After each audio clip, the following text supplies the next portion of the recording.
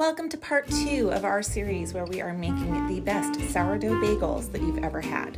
In our last episode, we were leaving our dough to rise, and it has officially risen. It is double in size, so now we're going to shape and boil and bake our bagels. You're also going to want to line your cookie sheet, whatever you choose to bake your bagels on, with like parchment paper, or I like to use a silicone baking mat. For this recipe, you are not going to work on a floured surface. You're just going to dump the dough out, and then you're going to slice it into 8 equal pieces as best as you can using your bench scraper. The dough needs the tension of the unfloured counter in order to easily make the bagel shapes.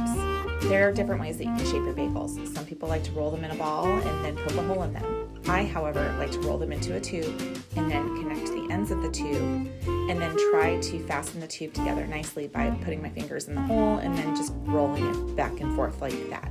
I didn't know how to explain that very well, but it works, and you end up with a pretty good bagel shape that is firm, and it may not be absolutely perfect, but these were for my family, so I wasn't striving for perfection, just deliciousness. Shape each one and then put it onto your parchment or silicone-lined baking sheet.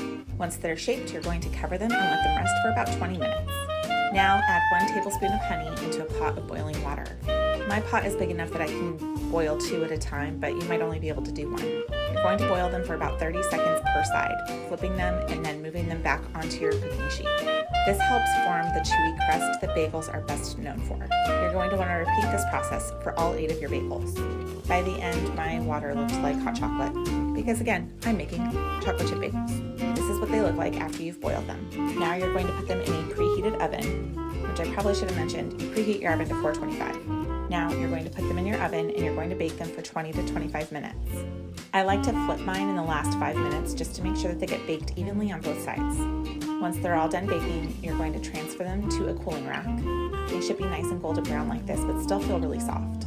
Let them cool for about an hour before you cut into them. But what you've just made is a soft, chewy, delicious sourdough bagel. This is one of my favorite recipes. I hope you enjoyed it. Happy baking!